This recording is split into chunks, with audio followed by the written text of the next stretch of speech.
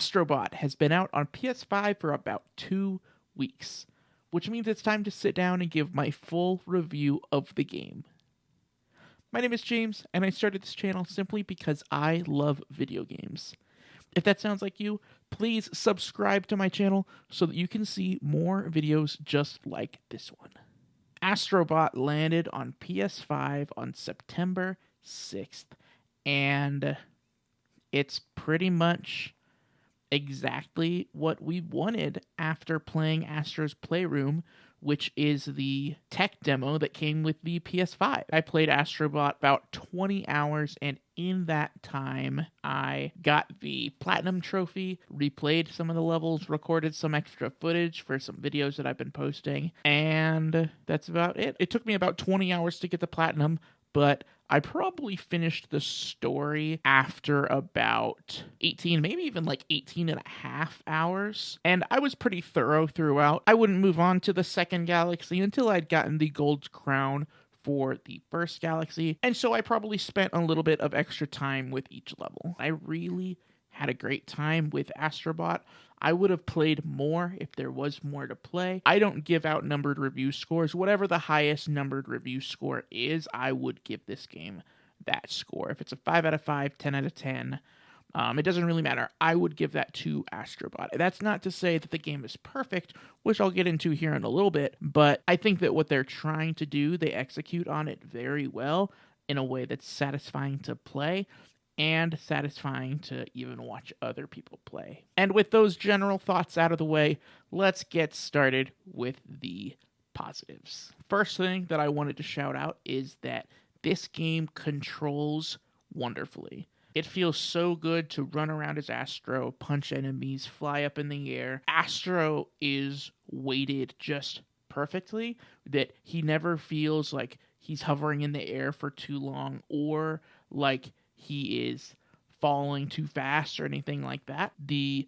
controls and the physics and everything that they created for this game, or I guess probably created for Astro's Playroom and then implemented in this game, everything there is spot on. There are tons of different power-ups in this game. A few of them carry over from Astro's Playroom, but a lot of them seem like they're new creations for this game. It's fun going into different levels and getting to see, like, which power-up am I going to have this time? Is it going to be a new power-up that I've never seen before, or a returning power-up from an earlier level or an earlier game? And while we're talking about power-ups, I cannot forget to mention the PlayStation Hero levels, which I'm not going to get into what those levels are because I don't want to spoil anything. But if you have finished the whole game, check out my video ranking the PlayStation Hero levels, and you can kind of get my thoughts on each one of those. And basically, in the PlayStation Hero levels, you take on the role of an iconic character and are given their abilities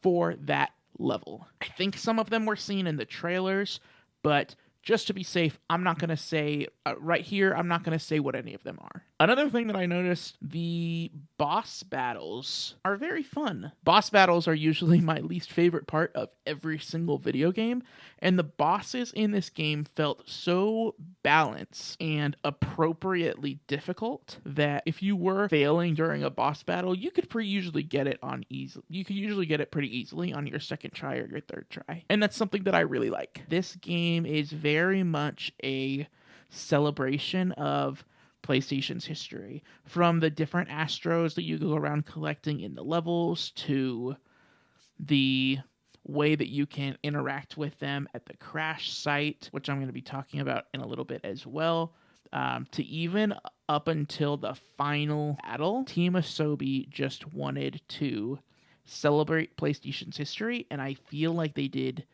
a really, really great job. Another positive is the crash site. The crash site is basically like a little hub world that's in the center of the map. It's really fun to have a place for all of your gathered bots to just kind of hang out and kind of do their own thing. And they all have their own little like personalities to them and their own little Easter eggs. And it's fun getting to see all the bot designs, and it's also just fun getting to see the way that they interact with each other.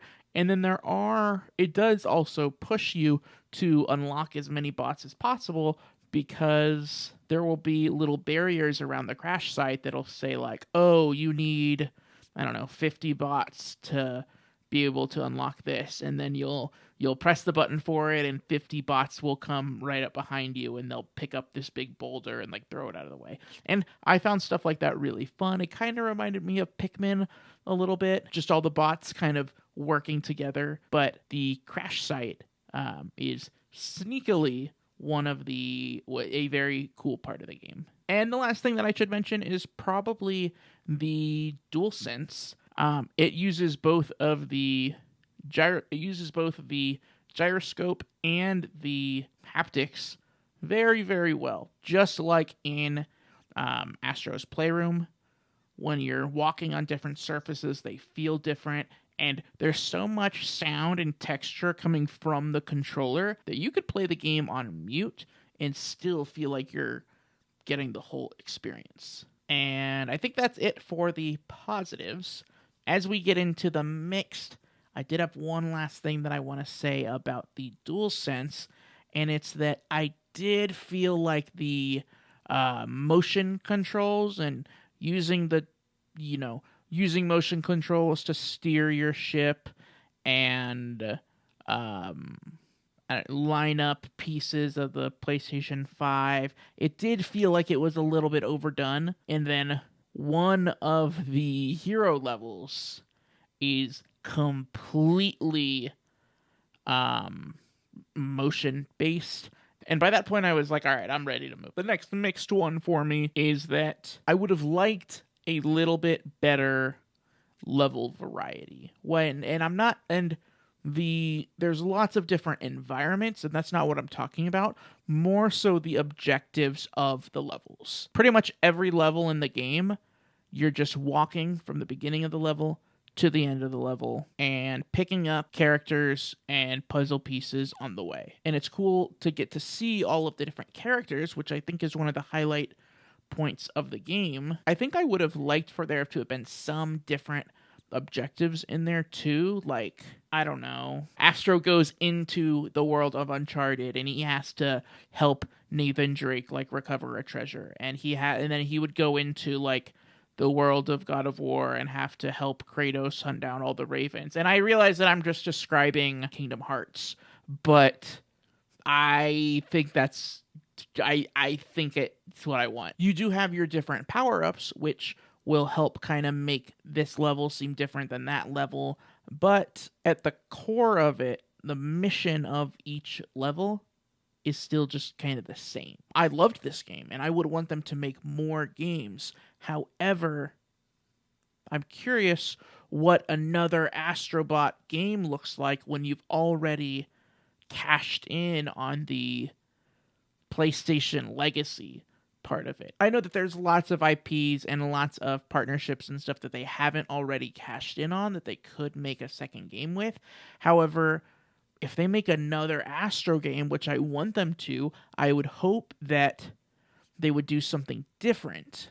And the levels all having the same objective, it does kind of make me wonder if they would have enough ideas to make a second game. Another mixed one for me is that, especially in the shape levels, the perspective in the platforming, I found it to be kind of rough at times, that I was having a really hard time. Everything is so clear and so crisp that I was having a hard time telling where I was in relation to certain objects, and that it would end up with me jumping over platforms when I was trying to jump onto them, or stopping my jump early because I thought I had already gotten to a platform, whereas really I hadn't quite gotten there yet. And this is something that I don't know if I warmed up to it or if it did actually get better as the game went on, but that was something that I found a little bit frustrating, specifically in the triangle levels. Unfortunately, that does bring us to the negatives, and I really don't have a lot to say here. I only have one negative, and that is that I do think the game across the board is too easy. I think that the shape levels do a really great job of kind of raising the difficulty a little bit, but it's only for a few levels. And then I thought that the final challenge was actually pretty good, which if you finish the game and want to see me play the final challenge, please check that out right up here. Across the board, though, I do feel like the game is just largely too easy. And I think the reason it feels so easy is because you are constantly cycling through different power-ups and different abilities, and you're not given enough time with these different abilities to actually be challenged. Which this kind of goes back to what I was saying earlier about the level variety, is because if they had just given you one power-up and that had been your power-up for the entire game, they could pretty much craft their levels in a way that you have to become an expert at this one power-up. Instead, they give you lots of power-ups and they leave all the levels kind of surface level and introductory as far as difficulty, and that's something that I think in another game that I would like to see them do better. Make a deeper gameplay experience that actually does require you to grow as a player as the game progresses. And yeah, I guess that is it. Guys, that's everything that I have to say about Astro Bot. In the comment section, please let me know what you thought about the game. And until next time, the best way to keep up with me is on Twitter and on Instagram at James_Solar. Thanks, guys.